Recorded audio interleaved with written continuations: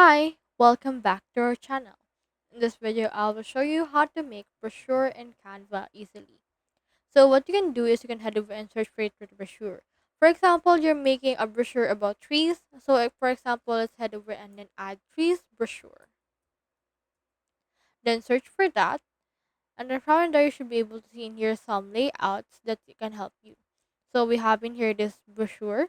We also have in here this one as well as this one and a lot more for this case. So for this one, I'll head over and use this. I'll head over and click on this right here. And then from there, you can click on this customize this template. Now this will open here your template. Now from there, just wait for this to load thoroughly. And then once it's done loading, you can head over and edit it to your liking.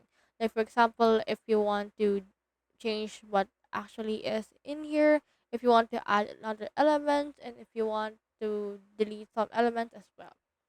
So that's how you make brochure in Canva easily. Hope we helped.